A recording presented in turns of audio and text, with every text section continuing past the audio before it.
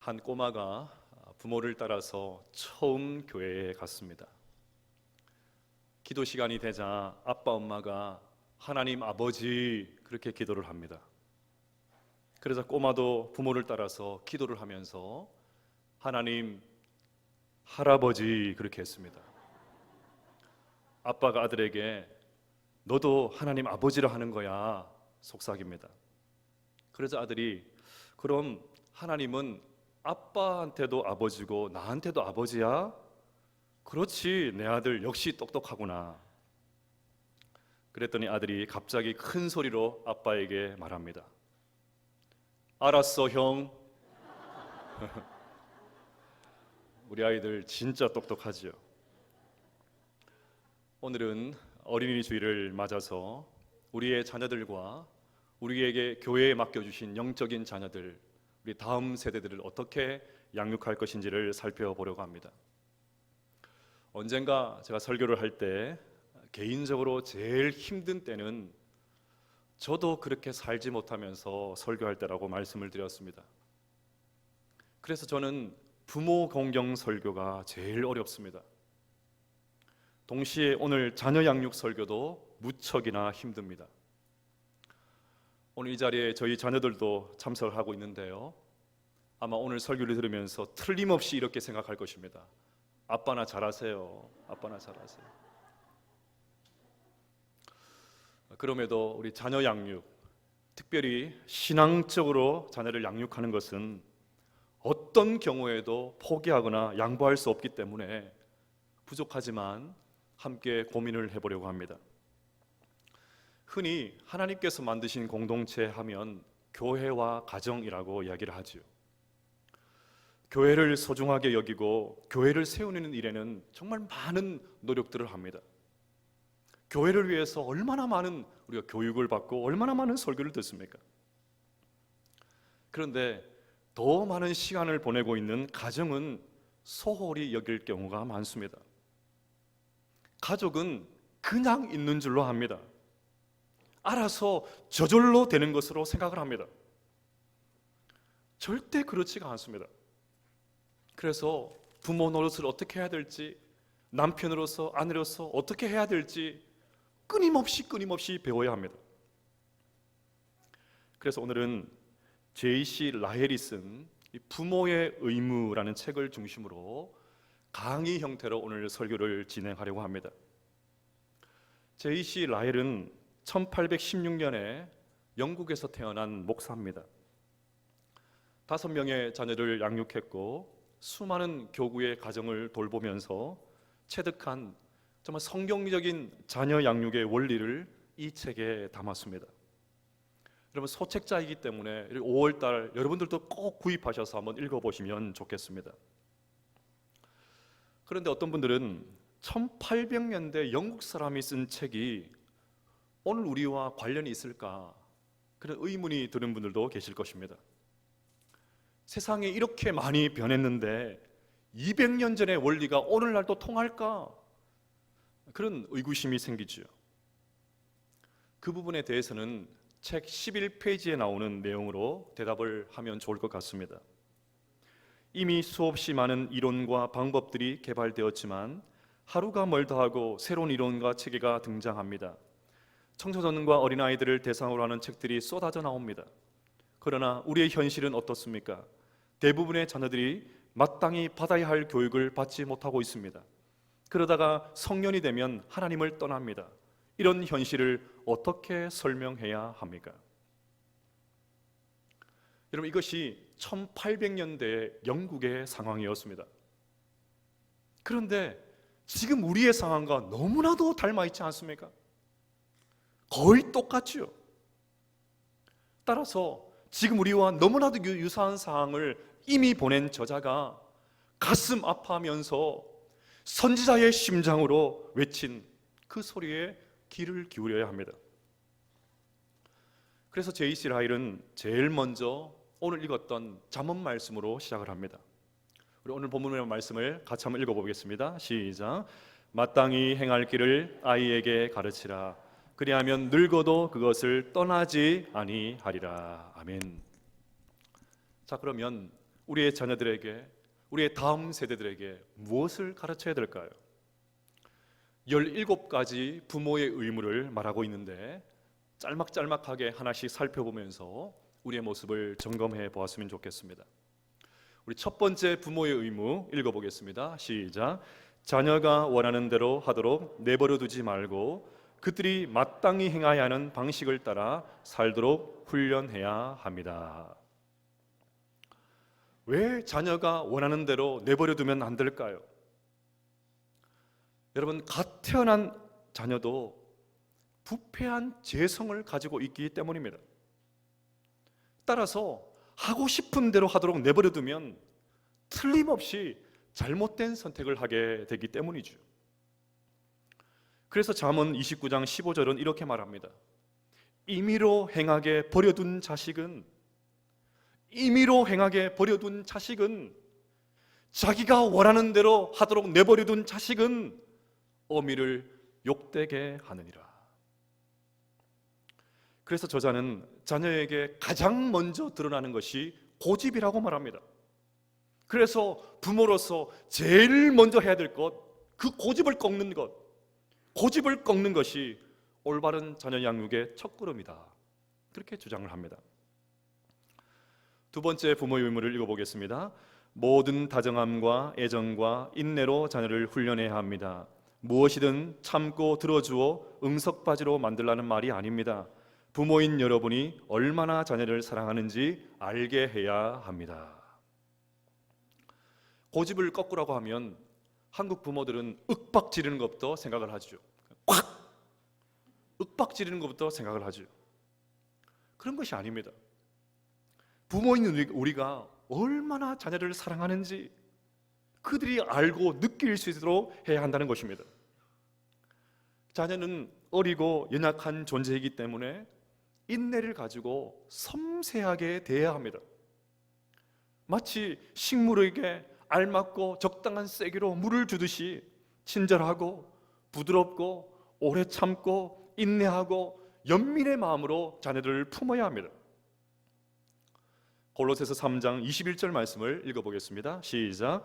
아비들아 너희 자녀를 노엽게 하지 말지니 낙심할까 함이라.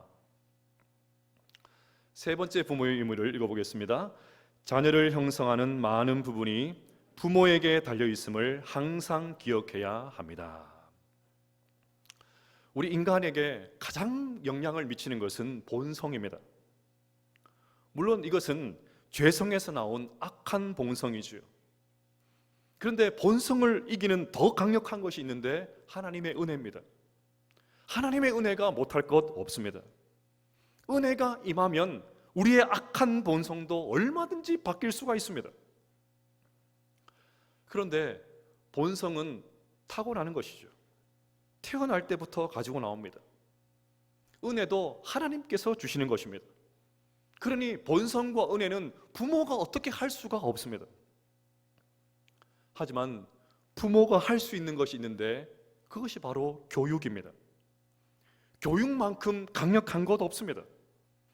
자녀들은 부모의 말, 태도, 습관, 사고방식을 자연스럽게 배웁니다. 존 로크의 말을 같이 한번 읽어보겠습니다. 시작. 우리가 만나는 사람들 가운데 19은 그 성격이 선하든 악하든 유익하든 유익하지 않든 상관없이 어렸을 때 받은 교육을 통해 형성된 모습을 그대로 가지고 있다. 따라서 우리가 할 수 있는 모든 방법을 동원해서 제대로 교육시켜야 한다는 말이죠. 부모의 의무 네 번째를 같이 읽어보겠습니다. 자녀의 영혼이 가장 소중하다는 사실을 항상 기억해야 합니다. 부모는 자녀를 위해서 계획을 세우고 자녀의 장례를 준비할 때마다 항상 스스로에게 물어야 될 질문이 있습니다. 내가 이렇게 하면 자녀들의 영혼에 어떤 영향을 미칠까? 내가 이런 결정을 내리면 자녀의 영혼에 어떤 영향을 미칠까? 내가 이렇게 행동하면 자녀들의 영혼에 어떤 영향을 미칠까? 항상 그것을 염두에 두어야 합니다. 그래서 크리스천 부모는 유행의 노예가 되어서는 안 됩니다. 주변 사람들이 다 한다고 같이 해서는 안 됩니다. 다른 집에 자녀가 읽는다고 내용도 살펴보지 않고 읽혀서는 안 됩니다. 늘 자녀들의 영혼을 염두에 두면서 이렇게 하면 어떻게 될까? 이렇게 하면 자녀들의 영혼이 어떻게 될까? 이 대목에서 저의 마음을 움직였던 책의 문장이 있습니다. 유별나다는 소리를 들을 각오를 해야 합니다. 그런 소리를 들으면 또 어떻습니까? 세상 교육에 유별나다는 그런 말이 아니고요, 신앙 교육할 때 유별나다고, 교회 안에서 같은 그리스도인들이 얘기하겠죠. 뭘 그렇게 유별나게 교육시키냐고. 그런 소리 좀 들으면 어떻습니까? 그런 소리 들을 각오로 철저하게 자녀 교육해야 된다, 양육해야 된다. 너무너무 큰 도전이 되었습니다. 다섯 번째 부모의 의무를 읽어보겠습니다. 성경을 아는 자녀로 키워야 합니다. 저자는 성경 말씀 대신에 동화책이나 다른 이야기책을 읽어주는 부모를 아주 엄하게 지적합니다. 심지어 다른 책들은 다 내려놓으라고 그렇게 말을 합니다. 저는 굳이 그렇게 할 필요까지는 없다고 생각합니다. 하지만 분명한 것은 다른 책을 잡기 전에, 다른 책을 읽기 전에 성경을 먼저 붙잡아야죠. 성경을 먼저 읽는 그런 자녀도 만들어내야 되죠. 성경에 능통한 자녀가 되어야 합니다. 시편 138편 2절 말씀을 읽어보겠습니다. 시작. 이는 주께서 주의 말씀을 주의 모든 이름보다 높게 하셨음이라. 주의 말씀을 주님의 이름보다 더 높게 했습니다. 그렇게 기록하고 있습니다. 따라서 자녀들에게 숙제했냐? 공부했니? 그거 말고 성경 읽었니? 오늘 성경 읽었니? 큐티했니? 그것부터 점검하셔야 합니다. 여섯 번째 부모의 의무를 읽어보겠습니다. 기도하는 습관을 들이도록 해야 합니다. 여러분, 기도는 하나님께서 우리 손에 쥐어주신 가장 강력한 무기인 줄로 믿습니다. 그러니 정말 자녀를 사랑한다면 우리가 가진 모든 권위와 능력을 다해서 기도하는 습관을 가질 수 있도록, 자녀들이 다른 것도 의지하지 않고 하나님 앞에 무릎 꿇을 수 있도록 그렇게 만들어야 됩니다. 어떻게 기도해야 되는지 부모들이 보여줘야 합니다. 무엇을 기도해야 될지, 기도의 내용을 무엇으로 채워야 될지 우리 부모들이 먼저 보여줘야 됩니다. 이 정도 컸으면 알아서 하겠지, 그런 일 절대로 일어나지 않습니다. 자녀들을 믿어서는 안 됩니다. 우리의 자녀가 한 번도 스스로 기도하는 소리를 듣지 못했다면 그것은 오로지 전적으로 부모인 우리의 책임입니다. 일곱 번째 부모의 의무를 읽어보겠습니다. 은혜의 방편에 부지런히 규칙적으로 참여하는 습관을 갖도록 자녀들을 훈련해야 합니다. 여러분, 은혜의 방편은 주일 예배, 기도회, 성찬식, 오늘 새벽에 드렸던 올삭 새벽 기도회, 그런 것들을 의미합니다. 자녀들 예배만 참여하는 거 말고요, 교회에서 공적으로 행하는 모든 예배의 시간들, 그것이 바로 은혜의 방편입니다. 저는 얼마 전 기도 컨퍼런스에 갔다가 참 충격적인 장면을 목격했습니다. 그 교회는 40년 넘게 금요 기도회를 넘어서 철야 기도회를 지금도 고수하는 교회입니다. 철야 기도회로 아주 명성이 자자합니다. 그래서 컨퍼런스의 주제도 철야 기도로 밤을 뚫다, 철야 기도로 밤을 뚫다. 너무 멋있지 않습니까? 그래서 그 교회 교인들은 문제가 생기면 그냥 늘 하는 얘기가 철야 기도에 가자, 철야 기도에 가자. 문제가 생기면 그냥 암묵적으로 그냥 철야 기도에서 나와서 기도하는 것이 너무나도 자연스러운 그런 문화라고 합니다. 그래서 매 주일마다 새벽 1시까지, 한 달에 한 번은 새벽 4시까지 지금도 철야 기도를 하고 있습니다. 더 놀라운 것은 그 기도의 자리에 중고등부와 청년들이 가득합니다. 목사님께서 설교를 마치고 함께 기도하는 시간이 되니까 중층에 있던 우리 중고등부 아이들이 막 내려옵니다. 저 아이들이 어디로 가나, 집에 가나, 어디로 가나 봤더니 강대상 앞으로 다 모이는 거예요. 누가 시키지도 않았는데 그냥 설교가 마치면 중고등부 아이들이 그냥 내려와가지고 강대상 앞을 채웁니다. 거기서 무릎을 꿇고 간절하게 기도합니다. 그 공부한다고 바쁜 아이들이, 불타는 금요일 놀기 바쁜 그 청년들이 기도하려고 너무너무 충격적이었습니다. 제가 그 장면을 보면서 꿈을 꾸며 하나님께 이렇게 기도했습니다. 하나님 아버지, 우리 언양교회도 이런 역사가 일어나게 하여 주시옵소서. 우리 아이들도 오늘도 예배 많이 참석을 하고 기도에도 많이 참석을 하지만 더 많이 참석을 해야 됩니다. 그것이 은혜의 방편이기 때문이죠. 출애굽기 10장 9절 말씀을 읽어봅시다. 시작. 우리가 여호와 앞에 절기를 지킬 것인즉 우리가 남녀노소와 양과 소를 데리고 가겠나이다. 뭐라 되어 있습니까? 남녀노소. 하나님 앞에서 남녀노소가. 8번째 부모의 의무를 읽어보겠습니다. 부모의 말을 믿고 따르도록 해야 합니다. 부모는 자녀들에게 모든 것을 다 설명하지 않아도 순종할 수 있도록 신뢰를 얻어야 합니다. 다 이해되지 않아도 일단 부모가 말을 했으면 네 한번 그렇게 해볼게요. 그런 자녀로 양육해야 합니다. 그러면서 저자는 아브라함이 이삭을 번제로 바치는 그 장면을 언급합니다.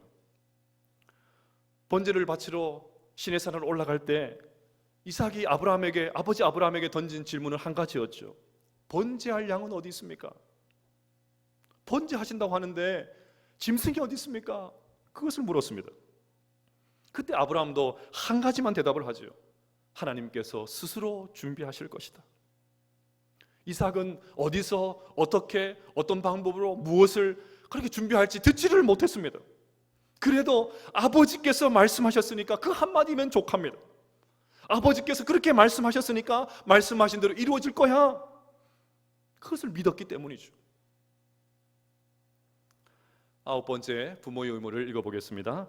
순종하는 습관을 갖도록 해야 합니다.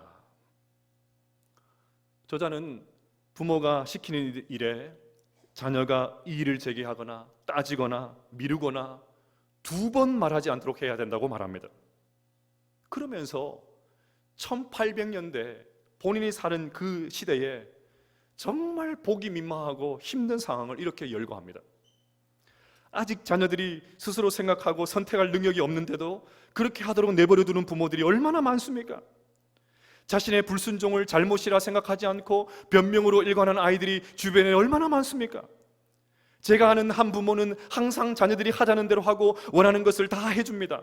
결국 이 자녀는 아침과 아집과 교만과 자기 확신으로 가득 찬 괴물과 같은 모습으로 자랄 것이 분명합니다.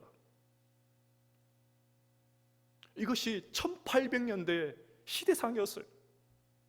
우리랑 너무 비슷하지 않습니까? 그냥 똑같아요. 10번째 부모의 의무를 읽어보겠습니다. 항상 진실만을 말하도록 훈련해야 합니다. 부모가 자녀에게 항상 진실로 대하면 자녀 역시 진실만을 말하는 습관을 갖게 됩니다. 거짓말과 기만은 인류 역사 동안에 오랫동안 내려온 그런 죄이지요. 오늘날에도 회피하고 변명하고 과장하는 일이 얼마나 많습니까? 그러니 부모는 모두가 거짓을 해도, 모두가 거짓말을 해도 너는 진실만을 말해야 된다. 진실을 말해서 손해보는 일이 있다면 손해를 보라고, 그런 자녀로 양육해야 된다고 말하고 있습니다. 11번째 부모의 의무를 읽어보겠습니다. 항상 세월을 아끼는 습관을 갖도록 훈련시켜야 합니다. 왜 세월을 아껴야 합니까? 왜 시간을 아껴야 됩니까? 게으름은 마귀의 가장 절친한 친구이기 때문입니다. 따라서 자녀들이 잘 되기를 바란다면 그 게으름 죄다. 게으르게 사는 것 하나님 앞에 범죄하는 거야. 분명히 가르쳐야 됩니다. 그래서 저자는 소돔이 망하게 된 이유를 게으름 때문이라고 지적을 합니다. 에스겔 16장 49절 말씀을 읽어보겠습니다. 시작. 내 아우 소돔의 죄악은 이러하니 그와 그의 딸들에게 교만함과 음식물의 풍족함과 태평함이 있으며, 태평함이 게으름이거든요. 12번째 부모의 의무를 읽어보겠습니다. 자녀를 훈련한다고 하면서도 너무 관대하게 대하는 것은 아닌지 항상 돌아봐야 합니다. 자녀들을 벌하고 잘못을 바로잡는 것은 달가운 일이 아니죠. 부모의 꾸준함에 자녀들이 눈물이라도 왈칵 쏟는 것을 보면 부모의 마음은 찢어집니다. 하지만 저자는 자녀가 잘못을 했는데도 불구하고 벌하지 않는다면 부모는 자녀에게 가장 몹쓸 짓을 한 것이라고, 뻔히 지금 잘못하고 있는데도 아무렇지도 않은 것처럼 지적을 하지 않으면 부모가 자녀에게 가장 몹쓸 짓을 한 것이라고 그렇게 말하고 있습니다. 여러분, 엘리 제사장을 보십시오. 성경은 엘리의 아들이었던 홈리와 비느하스가 타락한 이유를 이렇게 기록합니다. 우리 세번역 성경으로 한번 읽어볼까요? 시작. 엘리는 자기의 아들들이 스스로 저주받을 일을 하는 줄 알면서도 자식들을 책망하지 않았다. 다윗은 또 어떻습니까? 다윗의 아들 암논은 근친상간을 했죠. 압살롬은 반역과 살인을 저질렀습니다. 성경은 그 이유를 이렇게 말합니다. 그의 아버지가 다윗입니다. 그의 아버지가 내가 어찌하여 그리하였느냐고 하는 말로 한 번도 그를 섭섭하게 한 일이 없었더라. 내가 이렇게 말하면 아이가 상처받진 않을까? 분명히 잘못했음에도 불구하고, 여러분, 갑자기 살인 저지른 것이 아닙니다. 이미 그 전에 수많은 증상들이 있었습니다. 그런데도 마음 약해가지고 한 말도 대답하지 못하고 그 지적하지 못하고 섭섭하면 어떡할까? 그러다가 집안이 이렇게 되었습니다. 13번째 부모의 의무를 읽어보겠습니다. 하나님께서 그분의 자녀들을 어떻게 훈련시키는지 항상 기억하면서 자녀를 훈련해야 합니다. 성경을 보면 하나님께서 당신의 백성들을 참 많이 단련하시고 훈련하시는 그런 모습이 나오죠. 하나님은 이스라엘 백성들에게 시험과 고난을 주셨습니다. 낙심을 당하게도 하셨습니다. 질병으로 드러눕게도 하셨습니다. 멀쩡하게 한 곳에 살고 있는데 다른 곳으로 거주지를 옮기기도 하셨습니다. 사도 바울에게는 육체의 가시가 있었습니다. 왜 하나님께서 그렇게 하십니까?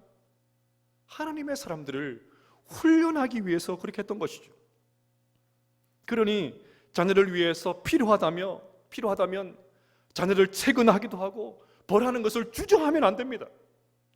하나님께서도 우리를 훈련하시고 단련하시는데 이것이 성경의 방법인데 우리는 하나님보다 더 지혜롭습니다. 요즘은 그렇게 하지 않습니다. 요즘 세상이 어떤 세상인데 그렇게 합니다. 그렇게 해서는 안 됩니다.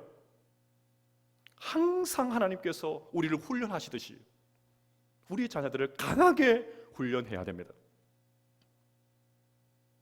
14번째 부모의 의무를 읽어보겠습니다. 부모로서 모범이 되어야 합니다. 이 부분은 말을 할 필요가 없지요. 틸 로트슨이란 대주교의 말을 같이 한번 읽어보겠습니다. 시작. 한편으로 자녀들에게 입바른 가르침을 주고 다른 한편으로는 나쁜 모범이 되는 것은 말로는 천국으로 이르는 길을 가르치면서 손을 잡아 지옥으로 이끄는 것과 같다. 우리 자녀들은 보는 것을 통해서, 눈을 통해서 더 많이 배우고 더 많은 것을 받아들입니다. 그래서 끊임없이 부모는 내가 이렇게 행동하면 우리 아이들이 영혼이 어떻게 될까? 내가 이런 결정을 내리면 우리 아이들이 어떻게 될까? 내가 이런 모습을 보이면 우리 아이들이 어떤 생각을 할까? 끊임없이 이 생각을 하면서 우리의 행동을 돌아봐야 됩니다. 15번째 부모의 의무를 읽어봅시다. 죄가 얼마나 강력한지 항상 잊지 않도록 훈련해야 합니다. 자녀들의 마음은 깨끗하지가 않습니다. 어린 자녀들하고 할지라도 그 마음은 얼마나 부패하고 악한지 모릅니다. 못된 성질, 고집, 교만, 시기, 불평, 흥분, 나태함, 이기심, 속임수, 영악함, 어리석음, 위선이 곧 드러나기 시작합니다.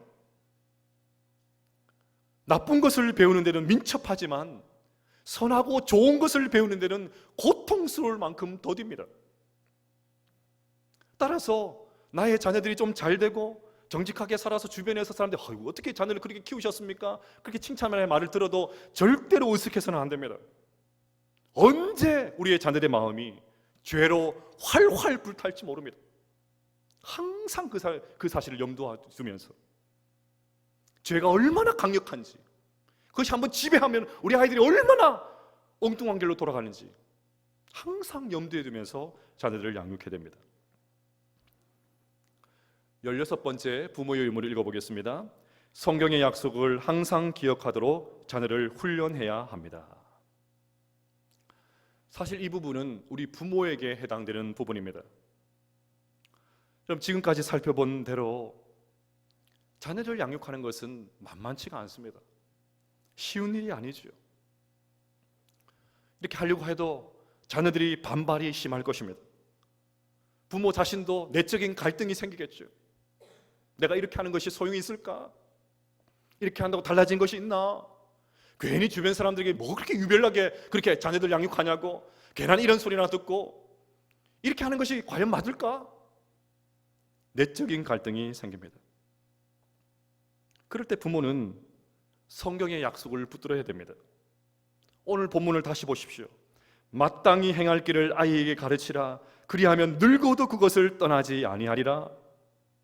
낙심이 되고 포기하고 싶은 마음이 들고 갈등이 생길 때마다 이 말씀을 붙드십시오.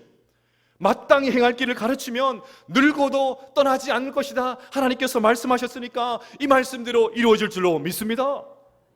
말씀을 붙드셔야 돼요. 부모가 살아생전에 결실을 보지 못하는 그런 자녀들도 생길 수가 있습니다. 그러나 최후의 심판날에 우리의 자녀들이 자신을 이렇게 혹독하게 훈련시켜준 부모에게 감사를 표하게 될 그날이 오게 될 줄로 믿습니다. 그러니 여러분, 믿음으로 자녀를 양육하는 것을 계속해서 해나가십시오.